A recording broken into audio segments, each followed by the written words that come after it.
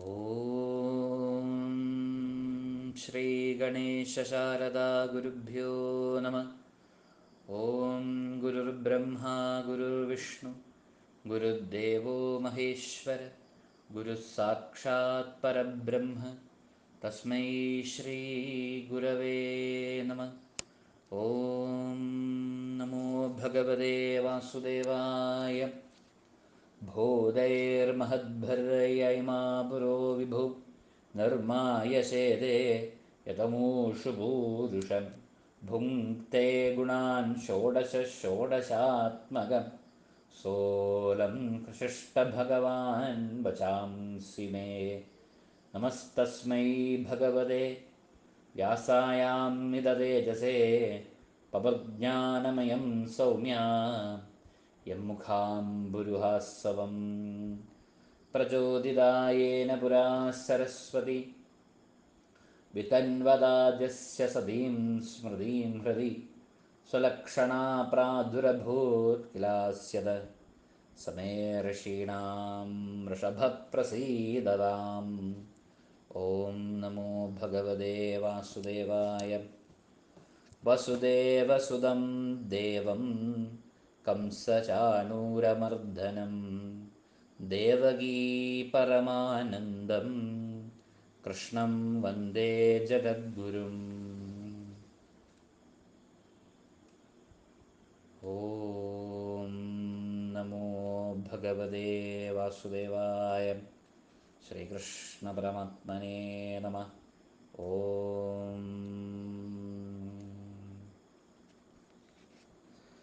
വിഷ്ണു സഹസ്രനാമം ആധ്യാത്മികം AMB ഗ്രൂപ്പിലെ എല്ലാവർക്കും എൻ്റെ പ്രണാമം.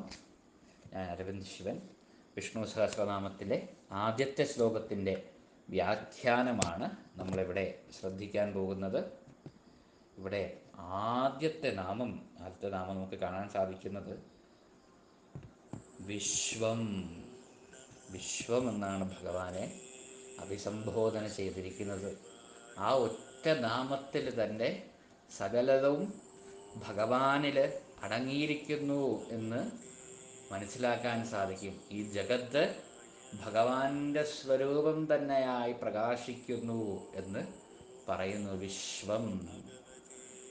പ്രധാനപ്പെട്ട സൂക്തങ്ങളൊക്കെ നോക്കുകയാണെങ്കിൽ പുരുഷ സൂക്തവും നാരായണ സൂക്തവും നാരായണധർവ ശീർഷവും ഒക്കെ നോക്കുകയാണെങ്കിൽ നമുക്ക് ഭഗവാന്റെ ആ വിശ്വവിരാട് സ്വരൂപം, വിശ്വം മുഴുവനും വ്യാപിച്ചു നിൽക്കുന്ന സ്വരൂപം നമുക്ക് അറിയാൻ സാധിക്കും. അങ്ങനെ കണ്ടുപാസിച്ചവർക്കാണ് ഭഗവാന്റെ ദർശനവും സായുജ്യവും ഒക്കെ ലഭിച്ചിരിക്കുന്നത്. കാരണം പ്രഹ്ലാദൻ്റെ കഥ നോക്കുകയാണെങ്കിൽ അല്ലേ, എല്ലായിടത്തും ഭഗവാനെ കാണാനായി. പിന്നെ എല്ലായിടത്തും ഹിരണ്യകശിപു ചോദിക്കും, ഇവിടെ ഉണ്ടോ വിഷ്ണു? എൻ്റെ ഉള്ളിലുണ്ടോ വിഷ്ണു? ഈ കൊട്ടാരത്തിലുണ്ടോ വിഷ്ണു? ഈ തൂണിലുണ്ടോ വിഷ്ണു? ഈ തൂണിലുണ്ടോ വിഷ്ണു? എല്ലായിടത്തും ഉണ്ട് ഉണ്ട് ഉണ്ട് ഉണ്ട് എന്ന് പ്രഹ്ലാദൻ പറഞ്ഞു. അങ്ങനെ വിശ്വം മുഴുവനും ആ ജ്യോതിർമയനെ കാണാൻ സാധിക്കുന്നവർക്കാണ് ബ്രഹ്മസാക്ഷാത്കാരം. ആ സാന്ദ്രാനന്ദാവബോധാത്മകമെന്ന് പറയുന്ന ആ പരബ്രഹ്മം സുലഭമായി ഗുരുവായൂരിരിക്കുന്ന ഭഗവാനെ എല്ലായിടത്തും കാണാൻ സാധിക്കാൻ, എല്ലായിടത്തും ഭഗവാന്റെ സാന്നിധ്യം അറിയാൻ ജഗത്തിലുള്ള എല്ലാത്തിലും ഭഗവാനെ കാണണമെന്നാണ്. അങ്ങനെ കാണുന്ന അത് അനുഭൂതിയായി ഉള്ളിൽ അനുഭവവേദ്യവും കൂടി ആകുമ്പോഴാണ് സാക്ഷാത് പരമാനന്ദം പീയൂഷവർഷം. വിഷ്ണു സഹസ്രനാമത്തിൻ്റെ ആദ്യത്തെ ധ്യാന ശ്ലോകത്തിൽ പറയില്ലേ, ശിരോധന്വത് പ്രദേശേ ശുചിമണി വിലസത് സൈകതേ മൗക്തികാനാം മാലാക്ലുപ്താസനസ്തസ്ഫടികമണിനിഭൈർ മൗക്തികേർമണ്ഡിതാംഗ ശുഭ്രൈരഭ്രൈരദഭ്രൈരുപരി വിരചിതേ മുക്ത പീയൂഷവർഷൈ. പീയൂഷവർഷൈരാനന്ദി. അമൃതധാര അനുഭവിക്കുവാൻ സാധിച്ചതില്ല. പരമാനന്ദ പ്രേമാനന്ദരസാനുഭൂതിയിൽ, ആ ഭക്തിയിൽ ഭഗവത് അനുഭൂതി അറിയുവാൻ സാധിക്കുമെന്നാണ് പറയുന്നത്. അങ്ങനെ കണ്ട് ശീലിക്കണം. എന്താണ് ഉദ്ധവഗീതയിൽ ഭഗവാൻ പറയും, ഉദ്ധവരെ, നമുക്ക് എന്താണ് നമുക്ക് ഒരാൾ ഒരു വേറെ രൂപത്തിൽ ഭഗവാനെ കാണാൻ സാധിക്കാത്തതെന്ന് പറയുന്നത്, നമ്മുടെ ഉള്ളിൽ ഞാനും നീയും രണ്ടായി നിൽക്കുന്ന അഹങ്കാരം നിൽക്കുക. ഞാനെന്നൊരു വസ്തുവും പിന്നെ വേറൊരു കാര്യവും ഉണ്ട് അല്ലേ, ഞാനും നീ എന്ന് വെവ്വേറെയായിട്ട് വരിക. അപ്പം അത് മാറണമെങ്കിൽ എന്ത് ചെയ്യണം എന്ന് പറയുമ്പോൾ, ഏറ്റവും താഴെക്കിടയിലുള്ള, ഏറ്റവും നമ്മൾ നിസ്സാരം, ഇത് തൃണം എന്ന രീതിയിൽ കാണുന്ന ജീവജാലങ്ങളെ വീണ് നമസ്കരിക്കുക, എൻ്റെ ഭാവമായി കണ്ട് നമസ്കരിച്ച് തുടങ്ങുക.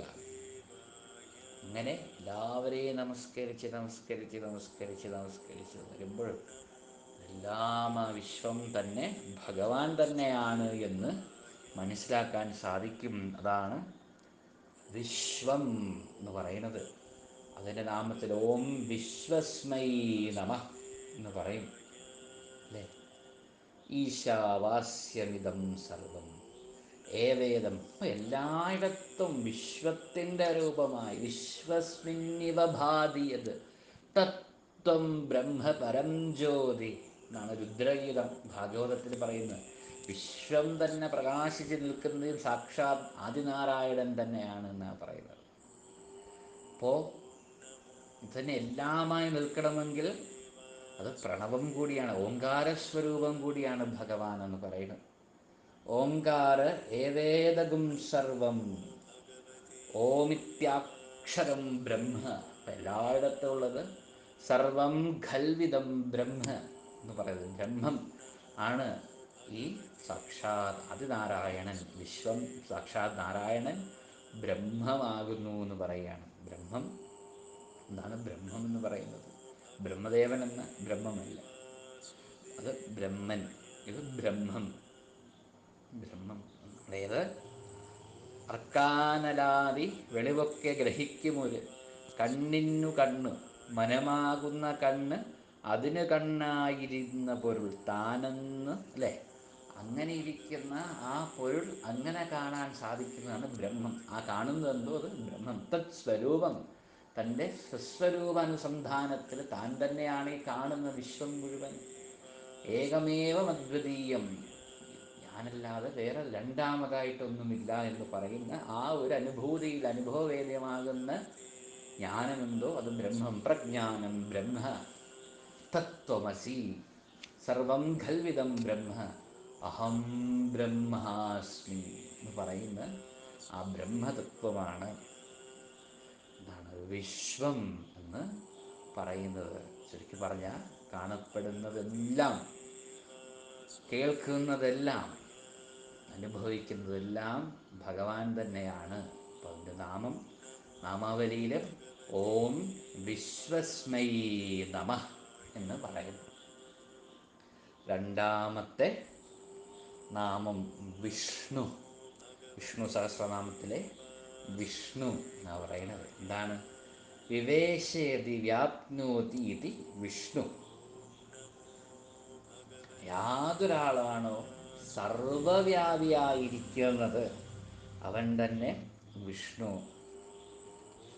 വിശ്വത്തിൻ്റെ ഒരു എക്സ്റ്റൻഷനാണ് വിഷ്ണു എന്ന് പറയുന്നത്. വിശ്വത്തിൻ്റെ അർത്ഥം തന്നെയാണ് വ്യാപ്നോതി, അത് എല്ലായിടത്തും വ്യാപിച്ച് നിൽക്കുന്നു.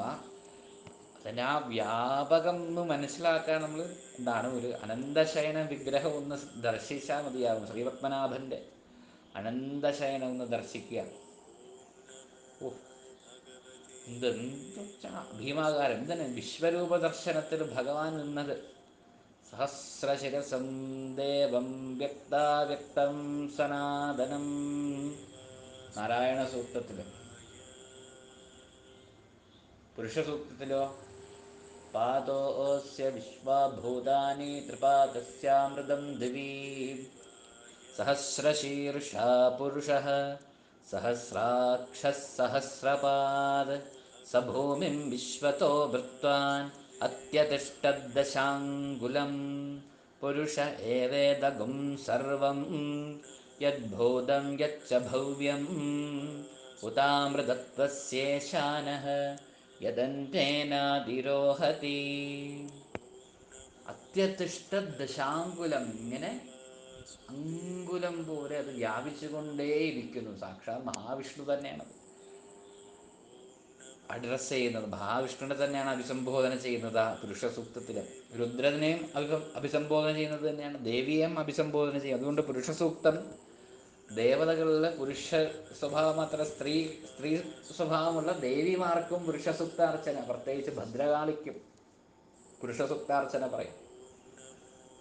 ഏറ്റവും പ്രാമുഖ്യം കൊടുക്കുന്നത് സാക്ഷാത് നാരായണനാണ്, ശ്രീകൃഷ്ണ ഭഗവാനാണ് പുരുഷ സൂക്തം പറയുന്നത്. പക്ഷെ എല്ലാവർക്കും അർച്ചനയായിട്ട്. കാരണം എന്താ, ഇത് തന്നെയാണ് എല്ലായിടത്തും വ്യാപിച്ചു നിൽക്കുന്ന തത്വമെന്ന് മനസ്സിലാക്കിക്കൊണ്ട് ഭഗവാനെ അർച്ചന ചെയ്യുന്ന അത്രയും വിശിഷ്ടമായ ഒരു പുഷ്പാഞ്ജലി.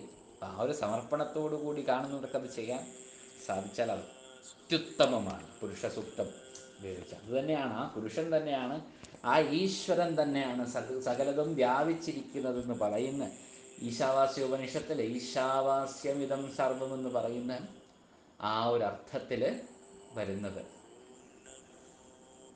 അപ്പം മാത്രമല്ല, കഥകളിലൂടെ നോക്കുകയാണെങ്കിൽ ആ വിശ്വം എന്താണ്, ത്രിവിക്രമരൂപനായി വാമനാവതാര സമയത്ത്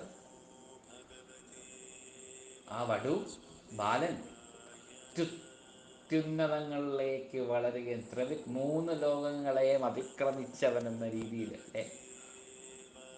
ആ വിശ്വരൂപത്തിൽ തന്നെ ഉണ്ട്. എല്ലായിടത്തും എല്ലാം എൻ്റെയാണ്, നിനക്ക് എന്താണ് എനിക്ക് തരാൻ സാധിക്കുക, എന്തുണ്ട് നിനക്ക്.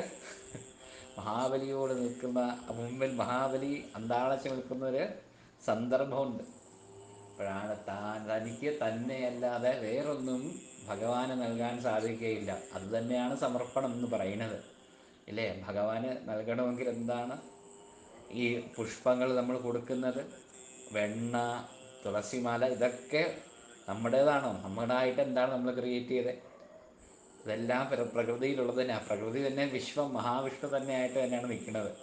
അപ്പോൾ എന്താ ഭഗവാന് എന്താ കൊടുക്കാൻ സാധിക്കുക? ഉള്ളത് തന്നെയാണ് സമർപ്പിക്കുന്നത്. അപ്പം ആകെ നമുക്ക് ഭഗവാന് നൽകാൻ സാധിക്കുന്നത് എന്ന് പറയുന്നത് എന്താണ്? നമ്മളെ തന്നെയാണ് കൊടുക്കാൻ സാധിക്കുക. അത് തന്നെയാണ് മഹാബലി ചെയ്തത്. തന്നെ അങ്ങ് സമർപ്പിച്ചു. 3-ാമത്തെ പാദം എൻ്റെ ശിരസിൽ തന്നെ വെച്ചുകൊള്ളൂ ഭഗവാനെ എന്ന് പറഞ്ഞ ശരണാഗതിയത്.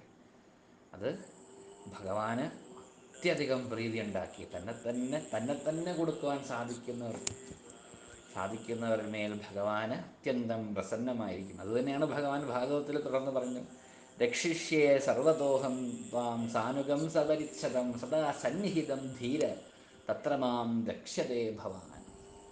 എന്നെ ഞാൻ രക്ഷിക്കുന്നുണ്ട്. എൻ്റെ ചുറ്റും നിന്നും, നിൻ്റെ മുൻപും പിറകെയും, നിൻ്റെയും നിൻ്റെ കൂടെയുള്ളവരെയും എല്ലാം ഞാൻ രക്ഷിക്കുന്നുണ്ട്. ഞാൻ രക്ഷിക്കുന്നത് നീ കാണുക തന്നെ ചെയ്യും. അല്ലയോ ധീര, ധീരന്മാർക്കാണ് ഇങ്ങനെ ഒരു ബലി കൊടുക്കാൻ സാധിക്കുക തന്നെ. അതാണ് മഹാബലി എന്ന് പേര് പറയുന്നത്. അപ്പോൾ ആ വിശ്വം നിറഞ്ഞു നിൽക്കുന്ന നമ്മളിലും ഉള്ളതും ആ ചൈതന്യമാണ് എന്ന് മനസ്സിലാക്കി അങ്ങനെ ആ വിരാട് സ്വരൂപനെ നമ്മളെ എന്ന് സമർപ്പിക്കുന്ന ആണ് ആ സമർപ്പണമാണ് ഏറ്റവും വലിയ നിവേദ്യം, ഏറ്റവും വലിയ സമർപ്പണം. ആ ധീരന്മാർക്കേ സാധിക്കുകയുള്ളൂ. ഇൻസ്പൈറ്റ് ഓഫ് ഇപ്പം എന്താണ് നമ്മൾ എന്താണ് അമ്പലത്തിലൊക്കെ പോകുമ്പോൾ ഭഗവാനെ എന്നെ അങ്ങ് എടുത്തോണേ, അല്ലെ ഞാൻ ഭഗവാന്റെ ആണ് പ്രാർത്ഥിക്കുമ്പോൾ തന്നെ നമ്മുടെ മനസ്സിൽ കുറച്ച് 2 കണ്ടീഷൻ വയ്ക്കും. എൻ്റെ പരീക്ഷ കഴിഞ്ഞിട്ടില്ല, എനിക്ക് ജോലി ആയിട്ടില്ല, ജോലി വേണം, കല്യാണം കഴിയണം, ഇക്ക പറഞ്ഞ കാര്യങ്ങൾ നടക്കണം, അല്ലെ പേരക്കുട്ടികളെ കണ്ടിട്ടില്ല, അപ്പോൾ അവർ വരണം, വിദേശത്താണ്, അവരൊക്കെ വരണം, ഞാൻ എന്നെ സമർപ്പിക്കണമെന്ന് പറഞ്ഞാൽ കൂടിയും ഇന്ന കാര്യങ്ങളും കൂടി എല്ലാം നടത്തി തന്ന ശേഷം എന്നെ അങ്ങ് എടുത്താൽ മതിയേ എന്ന രീതിയിൽ ഒക്കെ നമ്മൾ പറയാറുണ്ടല്ലേ. ഈ സമർപ്പണം എന്താ വെച്ചാൽ നമ്മുടെ ശരീരത്തെ അല്ല നമ്മൾ സമർപ്പിക്കണം, നമ്മുടെ മനസ്സ്, നമ്മുടെ ചിന്ത, നമ്മുടെ എന്തൊക്കെ ഉള്ളിലെടുക്കുന്നു അതെല്ലാം, എന്തൊക്കെ ആഹരിക്കുന്നു അതെല്ലാം, എന്തൊക്കെ ആർജിച്ചുവോ അതെല്ലാം ഭഗവാന് സമർപ്പിച്ച് ഭഗവാന്റെ പ്രസാദം എന്ന രീതിയിൽ അത് അനുഭവവേദ്യമാക്കി മുന്നോട്ട് പോകണം എന്നാണ് പറയുന്നത്. അതുകൊണ്ട് കാലദേശാവധിഭ്യാം, അല്ലേ, കാലദേശാദികളെ അതിക്രമിച്ചുകൊണ്ട് വ്യാപിച്ചുകൊണ്ടിരിക്കുന്ന പരമാത്മ ചൈതന്യം, ജഗത്യാം ജഗത്ത്, അതുതന്നെയാണ് സാക്ഷാത് മഹാവിഷ്ണു എന്ന് പറയുന്നത്. അപ്പോൾ വിശ്വം, വിഷ്ണു. മൂന്നാമത് വഷട്കാര. വഷട്ട് എന്ന് പറയുന്നത് യജ്ഞങ്ങളിലൊക്കെ, മന്ത്രങ്ങളിൽ, കർമ്മകാണ്ഡത്തിലൊക്കെ നമ്മൾ ഉപയോഗിക്കുന്ന അതാണ്. മന്ത്രത്തിലൊക്കെ ഓം ശിഖായൈ വഷട്, ഹ്രീം കവചായ ഹും, ഹും നേത്രത്രയായ വൗഷട്, അസ്ത്രായ ഭട് എന്നൊക്കെ പറഞ്ഞ് ന്യാസം ചെയ്യുമ്പോൾ നമ്മൾ ശ്രദ്ധിക്കാം. അപ്പോൾ ഒരു വൈദിക പുരോഹിതം അല്ലെങ്കിൽ ന്യാസം ചെയ്യുന്ന സമയത്ത് ഒരു മന്ത്രം ജപിക്കുമ്പോൾ, അത് ആഹുതി സമർപ്പിക്കുക, യജ്ഞത്തിൽ ആഹുതി സമർപ്പിക്കുമ്പോൾ ഇതിന് വഷട് എന്ന് പറയും. എന്നുവെച്ചാൽ ഏതൊരു ഭഗവാൻ അർപ്പിക്കുന്ന സകല ആഹുതികളും വഷട്ട് എന്ന മന്ത്രം ഉച്ചരിച്ച് സമർപ്പിക്കുന്നുവോ ആ ദേവനാണ് മഹാവിഷ്ണു എന്ന് പറയുന്നത്. വെച്ചാൽ ഏത് വേദങ്ങളിൽ പറയുന്ന യജ്ഞങ്ങളിലൂടെ ഏതൊരു മന്ത്രം ഉപയോഗിച്ച് വഷട്ട് എന്ന മന്ത്രം എന്ന വാക്ക് എന്ന അക്ഷരം ഉപയോഗിച്ചുള്ള മന്ത്രങ്ങൾ ഏതൊരു ദേവനാണോ യജിക്കുന്നത്, ഏതൊരു ദേവനെ ഉദ്ദേശിച്ചാണോ ചൊല്ലുന്നത്, അത് സാക്ഷാത് അല്ലെങ്കിൽ അത് ആർക്കാണോ എന്ന് ചേരുന്നത്, അത് സാക്ഷാത് മഹാവിഷ്ണുവിനാണ് വന്ന് ചേരുന്നതെന്ന് പറയും. അപ്പോൾ യജ്ഞസംബന്ധമായിട്ട് പറയുമ്പോൾ ഭഗവാൻ വഷട്കാരൻ. അപ്പം യജ്ഞസ്വരൂപനായ ഭഗവാന്റെ ഒരു അവതാരമാണ് യജ്ഞാവതാരം, അല്ലേ? യജ്ഞസ്വരൂപനായ ഭഗവാൻ. യജ്ഞേന യജ്ഞമയജന്ത ദേവാഃ താനി ധർമാണി പ്രഥമാന്യാസൻ തേഹനാഗം മഹിമാനസൃജന്തേ യത്ര പൂർവേ സാധ്യാ സന്തി ദേവാഃ. ഓം. യജ്ഞസ്വരൂപനായ ഭഗവാന് അർപ്പിക്കപ്പെടുന്നത് വഷട്ട് യജ്ഞമായ അഭേദ്യമായി നിൽക്കുന്നതാണ്. അപ്പം ഈ മന്ത്ര ഉച്ചാരണം കൊണ്ട് ആരെയാണോ ഉദ്ദേശിച്ച് അഭിസംബോധന ചെയ്യുന്നത്, അദ്ദേഹം, ആ ദേവൻ, ആ ബ്രഹ്മം സാക്ഷാത് മഹാവിഷ്ണു തന്നെയാണ് എന്ന് പറയുന്നതാണ് വഷട്കാരൻ. ഏതൊരാളെ ഉദ്ദേശിച്ചാണോ യജ്ഞം ചെയ്യുന്നത്, അദ്ദേഹം സാക്ഷാത് മഹാവിഷ്ണു തന്നെയാണെന്ന് പറയും. അപ്പോൾ സമർപ്പണം എന്നാണ്, അതൊരു യജ്ഞമാണ്. വിശ്വം മുഴുവനായി കണ്ട് സാക്ഷാത് മഹാവിഷ്ണുവിനെ വിശ്വം മുഴുവൻ വ്യാപിച്ചിങ്ങനെ വരുന്നതായി കണ്ട് ഭഗവാന് നമ്മളെ സമർപ്പിക്കുമ്പോൾ, നമ്മൾ ഭഗവാനെ ഉദ്ദേശിച്ച് സമർപ്പണം ചെയ്യുമ്പോൾ ആ സമർപ്പണത്തിന് വഷട്ട് എന്നൊരു ആന്തരികമായ അർത്ഥമുണ്ട്. ആ വഷട്ട് ആരെ ഉദ്ദേശിച്ചാണോ നിങ്ങൾ ഈ സമർപ്പണം ചെയ്യുന്നത്, ആ ദേവൻ മഹാവിഷ്ണുവാണ്. ആ ദേവനാണ് വഷട്കാരൻ എന്ന് പറയുന്നത്. അതാണ് വഷട്കാര എന്ന് പറയുന്നത്. ഓം വിശ്വം, ഓം വിശ്വസ്മൈ നമ, ഓം വിഷ്ണവേ നമ, ഓം വഷട്കാരായ നമ. ഈ മൂന്ന് നാമങ്ങളും നമുക്കിവിടെ ശ്രദ്ധിച്ചു. നമുക്ക് ഓരോ ഇങ്ങനെ മൂന്ന് നാമങ്ങളായി തന്നെ നോക്കിപ്പോകാം. ഈ കാര്യം, അതിൻ്റെ ആന്തരികമായ കാര്യങ്ങൾ ഉൾക്കൊണ്ട് തന്നെ നമുക്ക് സ്വാധ്യായം ചെയ്യാം. എല്ലാവരെയും ശ്രീ ഗുരുവായൂരപ്പൻ അനുഗ്രഹിക്കട്ടെ.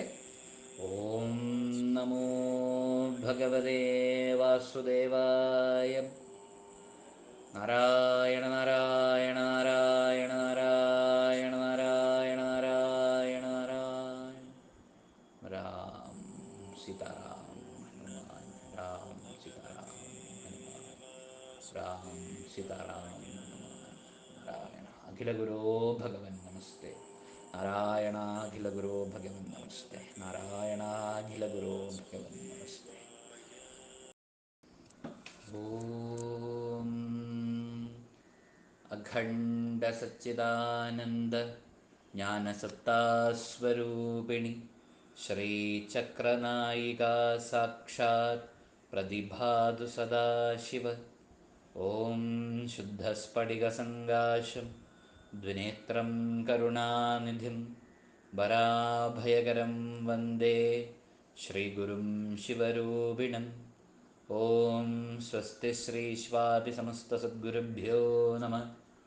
ഓം വക്രതുണ്ടമഹാകായ സൂര്യകോട്ടിസമപ്രഭ നിർവിഘ്നം കുരു മേ ദേവ സർവകാര്യേഷു സർവത. ഓം സദാശിവസമാരംഭാം ശങ്കരാചാര്യമധ്യമാം അസ്മദാചാര്യപര്യന്താം വന്ദേ ഗുരുപരമ്പരാം. ഓം ശുക്ലാംബരധരം വിഷ്ണും ശശിവർണം ചതുർഭുജം പ്രസന്നവദനം ധ്യായേത് സർവവിഘ്നോപശാന്തയേ. യസ്യ ദ്വിരദവക്ത്രാദ്യാ പാരിഷദ്യാ പരശതം വിഘ്നം നിഹ്നന്തി സതതം വിക്ഷ്വക്സേനം തമാശ്രയേ. വ്യാസായ വിഷ്ണുരൂപായ വ്യാസരൂപായ വിഷ്ണവേ നമോ വൈ ബ്രഹ്മനിധയേ വാസിഷ്ഠായ നമോ നമഃ. യസ്യ സ്മരണമാത്രേണ ജന്മസംസാരബന്ധനാത് വിമുച്യതേ. നമസ്തസ്മൈ വിഷ്ണവേ പ്രഭവിഷ്ണവേ. നമഃ സമസ്തഭൂതാനാമാദിഭൂതായ ഭൂഭൃതേ അനേകരൂപരൂപായ വിഷ്ണവേ പ്രഭവിഷ്ണവേ.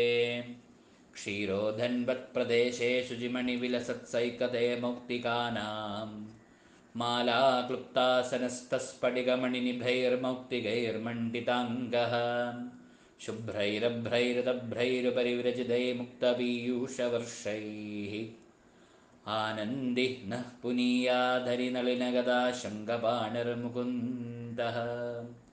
ഭൂപാദൗ യസ്യ നാഭിർവിയദസുരനിലശ്ചന്ദ്രസൂര്യൗ ച നേത്രേ കർണാവാശാശിരോദ്യൗർമുഖമഭിഗഹനോ യസ്യ വാസ്തേയമബ്ധിः. അന്തസ്തം യസ്യ വിശ്വം സുരനരഖഗോ ഭോഗിഗന്ധർവദൈത്യൈः ശ്ചിത്രം രമ്യതേ തം ത്രിഭുവനവപുഷം വിഷ്ണുമീശം നമാമി. ശാന്താകാരം ഭുജഗശയനം പദ്മനാഭം സുരേശം വിശ്വാധാരം ഗഗനസദൃശം മേഘവർണം ശുഭാംഗം ലക്ഷ്മീകാന്തം കമലനയനം യോഗിഹൃദ്ധ്യാനഗമ്യം വന്ദേ വിഷ്ണും ഭവഭയഹരം സർവലോകൈകനാഥം. പീതാംബരം കരവിരാജിതശങ്കചക്രകൗമോദഗീം സരസിജം കരുണാസമുദ്രം രാധാസഹായം അതിസുന്ദരമന്ദഹാസം വാതാലയേശമനിശം ഹൃദി ഭാവയാമി. യോऽന്തഃ പ്രവിശ്യ മമ വാചമിമാം പ്രസുപ്താം സഞ്ജീവയത്യഖിലശക്തിധരസ്വധാംനാ അന്യാംശ്ച ഹസ്തചരണശ്രവണത്വഗാദീൻ പ്രാണാന്നമോ ഭഗവതേ പുരുഷായ തുഭ്യം. ഓം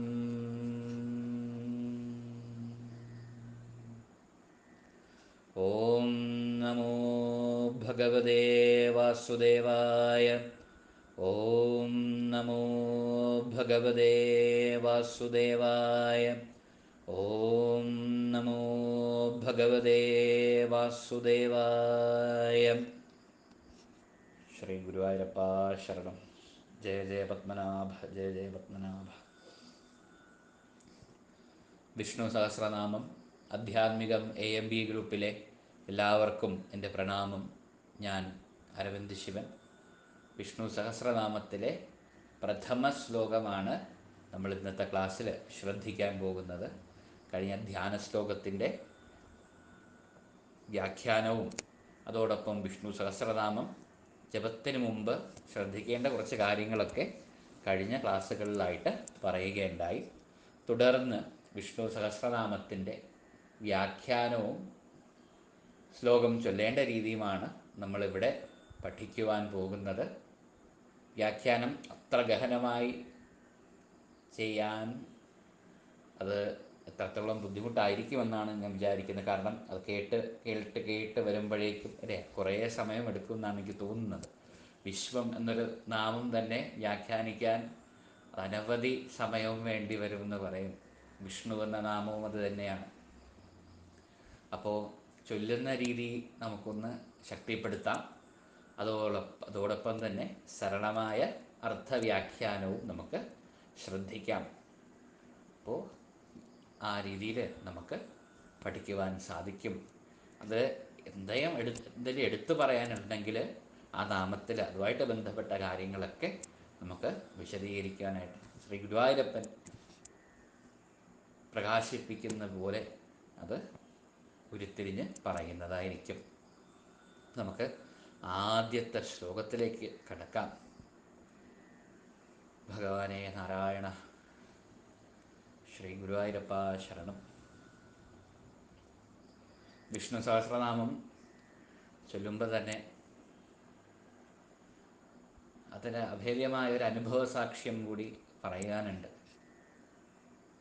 ഭഗവാന്റെ സഹസ്രനാമം കാണാപാഠമായാലും നേരെ ചൊല്ലുമെന്ന് ഉള്ളിൽ തോന്നിയാൽ കൂടിയും പറ്റിയാൽ പുസ്തകം വെച്ച് പറയുക, അല്ലെങ്കിൽ എനിക്ക് കാണാപാഠം അറിയാം, നന്നായിട്ട് ചൊല്ലാനറിയാം, അത് നമ്മൾ പുറത്തിങ്ങനെ പറഞ്ഞു നടക്കാതിരിക്കുക, അല്ലെങ്കിൽ അതിൻ്റെ ഒരു ഭാവം ഉണ്ടാകാതിരിക്കുക എന്നാണ്.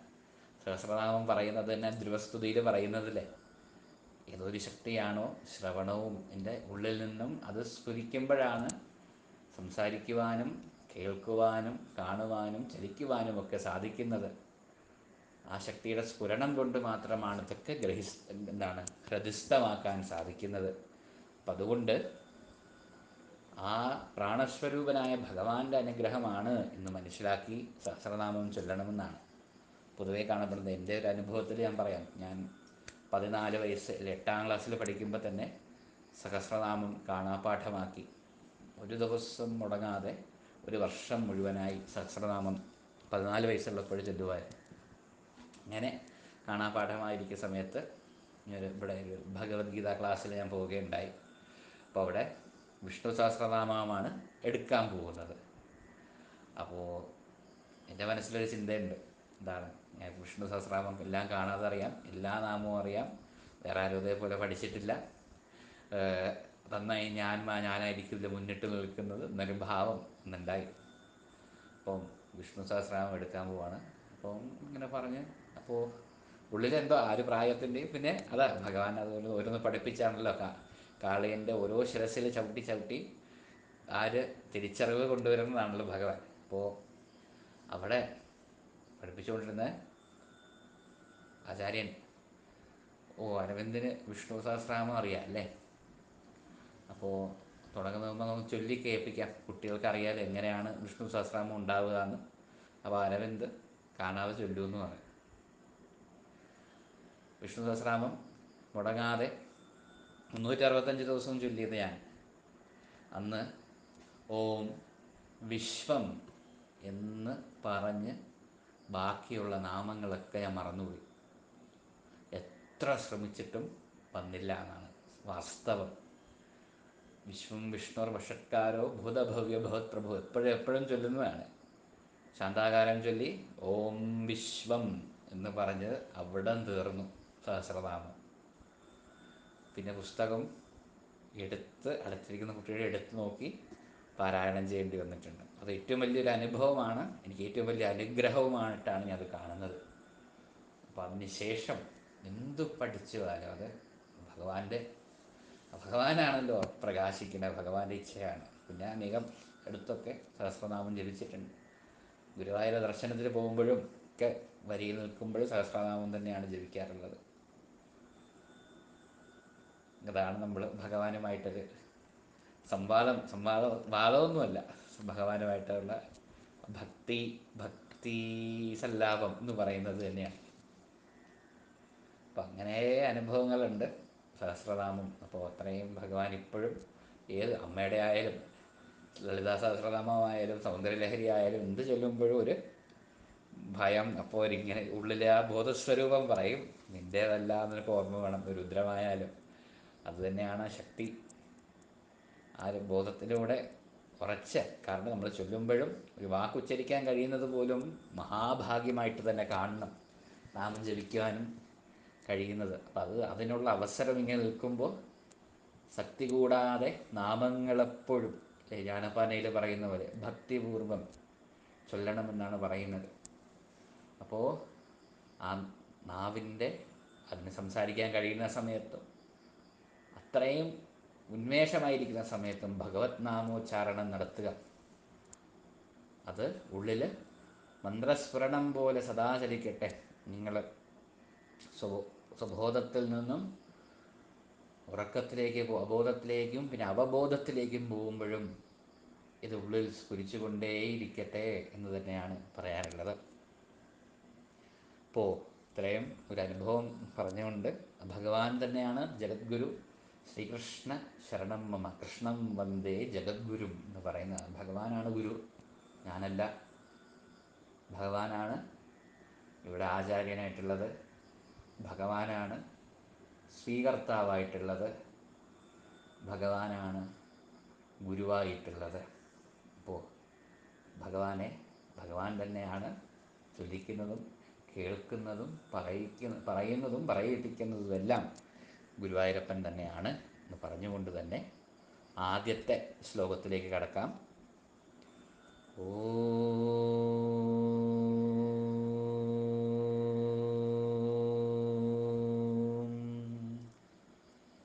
വിശ്വം വിഷ്ണുർവഷട്കാരോ ഭൂതഭവ്യഭവത്പ്രഭുഃ. വിശ്വം വിഷ്ണുർവഷട്കാരോ ഭൂതഭവ്യഭവത്പ്രഭുഃ. വിശ്വം വിഷ്ണുർവഷട്കാരോ ഭൂതഭവ്യഭവത്പ്രഭുഃ. വിശ്വം വിഷ്ണുർവഷട്കാരോ ഭൂതഭവ്യഭവത്പ്രഭുഃ. ഭൂതകൃദ്ഭൂതഭൃദ്ഭാവോ ഭൂതാത്മാ ഭൂതഭാവനഃ. ഭൂതകൃദ്ഭൂതഭൃദ്ഭാവോ ഭൂതാത്മാ ഭൂതഭാവനഃ. ഭൂതകൃദ്ഭൂതഭൃദ്ഭാവോ ഭൂതാത്മാ ഭൂതഭാവനഃ. ഓം വിശ്വം വിഷ്ണുർവഷട്കാരോ ഭൂതഭവ്യഭവത്പ്രഭുഃ. ഭൂതകൃദ്ഭൂതഭൃദ്ഭാവോ ഭൂതാത്മാ ഭൂതഭാവനഃ. ഓം വിശ്വം വിഷ്ണുർവഷട്കാരോ ഭൂതഭവ്യഭവത്പ്രഭുഃ. ഭൂതഭവ്യഭവത്പ്രഭുഃ. ഭൂതകൃദ്ഭൂതഭൃദ്ഭാവോ ഭൂതാത്മാ ഭൂതഭാവനഃ. ഭൂതാത്മാ ഭൂതഭാവനഃ. ഭൂതാത്മാ ഭൂതഭാവനഃ. എളുപ്പമാണ്. മിക്ക ആൾക്കാർക്കും അല്ലെങ്കിൽ ഗ്രൂപ്പിലുള്ള പഠിതാക്കൾക്ക് എല്ലാവർക്കും ഈ ശ്ലോകം പരിചിതം തന്നെയാണ്. വിശ്വം വിഷ്ണുർ വഷട്കാരോ, ഇതൊരു മന്ത്രസ്ഫുരണമുള്ള ഇതാണ്, ശ്ലോകമാണിത്. വിശ്വം വിഷ്ണുർ വഷട്കാരോ ഭൂതഭവ്യഭവത്പ്രഭു. ഭൂതഭവ്യഭവത്പ്രഭു. ഭൂതകൃദ്ഭൂതഭൃദ്ഭാവോ ഭൂതാത്മാ ഭൂതഭാവന. ഓം വിശ്വം വിഷ്ണുർവഷട്കാരോ ഭൂതഭവ്യഭവത്പ്രഭുഃ. ഭൂതകൃദ്ഭൂതഭൃദ്ഭാവോ ഭൂതാത്മാ ഭൂതഭാവനഃ. ഓം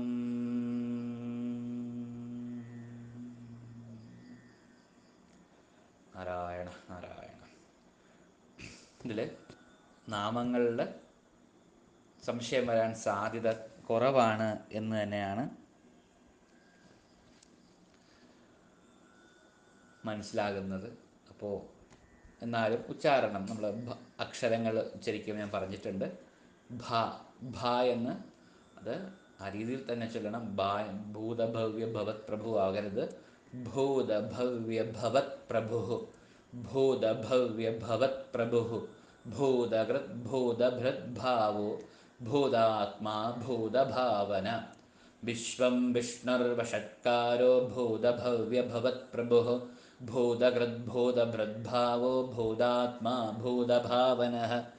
വിശ്വം വിഷ്ണുർവഷട്കാരോ ഭൂതഭവ്യഭവത് പ്രഭു.